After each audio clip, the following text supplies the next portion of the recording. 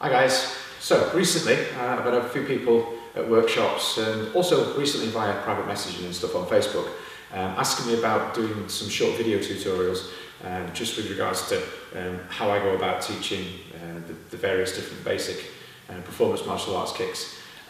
It's something I've been meaning to do for a while, and one thing after another, as other school owners will appreciate, it's meant that I've not got around to doing it. So this morning I decided I was going to sit down and finally make a start. So what I'm going to do is I'm going to start with what's known as 180 round kick, whirlwind kick, tornado kick. It's got loads of different names over the years. But it's one of those kicks that once you understand and once you've mastered, it really does start to unlock other options and different types of combinations of kicks. Now, the way that I'm going to demonstrate this today is just my idea, my opinion on a good way to progress with this kick. There are others out there as well, obviously.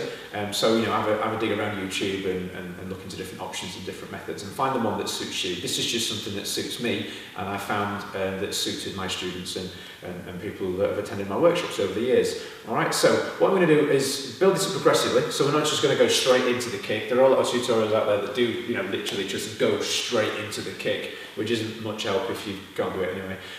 So I'm going to start off with this, the way that I go through this with the kids and in certain circumstances with adults as well. But yeah, I'll go through it with you now. So what we're going to start with is just a basic way of delivering the kick. All right, this is a way that I found the kids particularly find it easier just to kind of take it all on board with various ideas and elements to the kick. So my kicking leg is at the back. All right, and what I'm going to do is I'm going to step that round to the front.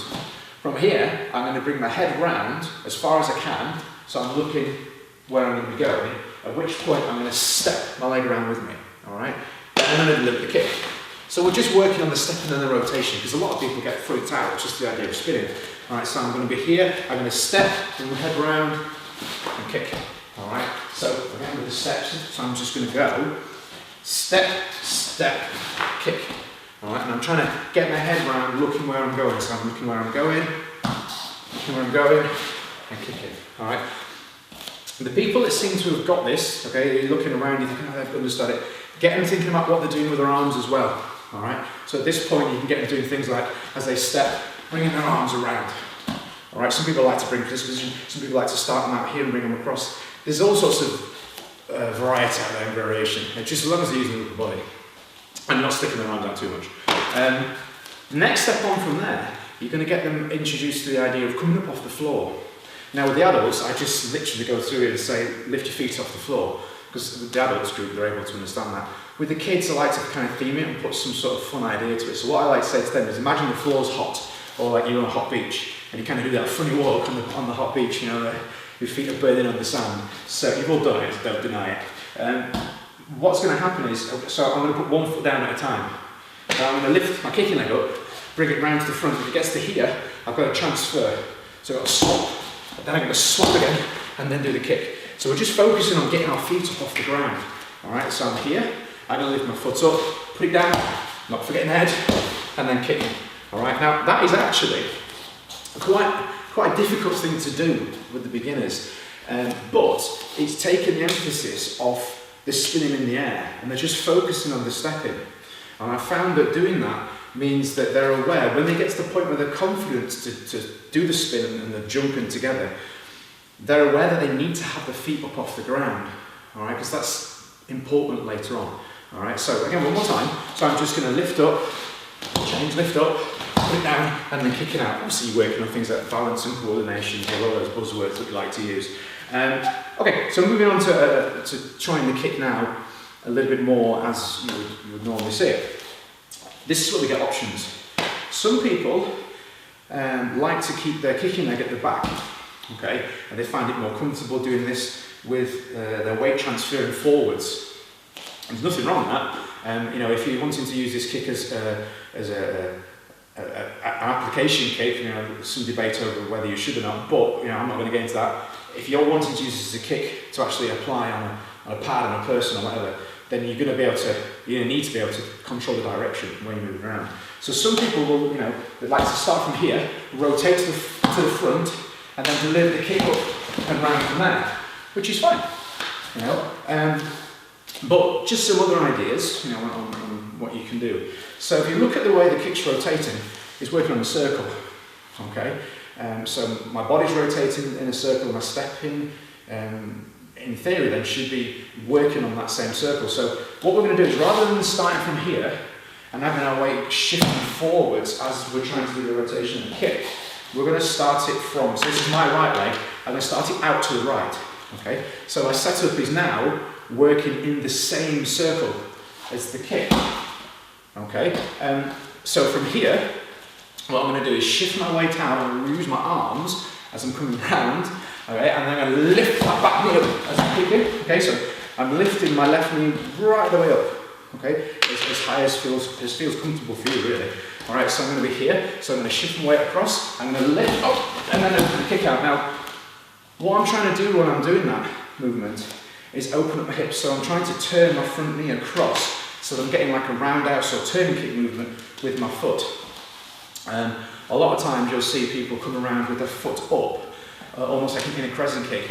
That's not wrong, it's just that you need to, I think, be able to choose between the two, because depending on what kicking combination you're using this as a setup for or during, you need your feet in different positions in order to be able to access the different kicks depending on your hip position. Another thing that you'll see people do when they're getting frustrated with this, you've probably seen this sort of thing before, when people are coming around and they're doing kind of this sort of thing, and it tends to be a combination of two things. One, they're not lifting the lead leg, they're lifting the leg, they're not lifting it high enough, and two, they're kicking way too soon. All right, so this comes back to the whole head rotation thing at the start. So what I'm going to do is I'm going to wait. So I'm going round. When I get to here, I'm going to get my head round, and I'm not going to start thinking about any sort of kicking until I can see where I'm going. All right. So again, if you're just watching on what I mean by when people are doing it wrong, what they tend to do is they get round to here, they do a little lift about there, okay, and then they start their kicking movement when their shoulders are here. So they're like there. So their foot's already starting to go down before the kicks even come round. So they end up kind of crossing over and then kind of stumbling out this way. Okay? If you think about it, without trying to get too in depth here, but if you think about it, when you're coming around, okay, you want your shoulders to be leading the way with your head, and then your knee is following. So everything should be kind of round here at the front.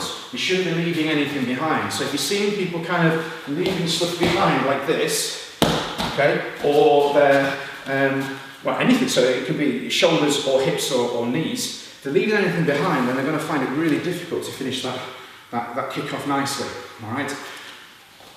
Once your students, or if it's yourself, once you start getting a little bit more comfortable with the idea of the kick, that's when you really want to start focusing on driving everything up, pulling your shoulders back, lifting up, opening your chest out, and really being aggressive with the kick. And then play with the movement. You know, can you start it from, say, kicking leg at the front instead? So you come around and kick this way, so you're here. You know, you're going to start from at the back, maybe a little bit, step out further. You know, are you going to start out with the kick coming round and then leading into a hook kick? Are you going to do double ups? So you're going to start for the round kick first and then go in. You can start adding all those ideas once you understand the steps and the rotations. I hope that's helped people out there. Sorry if it was a little bit confusing, a little bit in depth, but that was the sort of thing that I was getting asked to do through the private messaging. If you've got any questions or comments, or you want me to do any other particular techniques, shoot me a message, and if I've got time, which I'll try and find, I'll do it for you as soon as possible. Cheers, guys.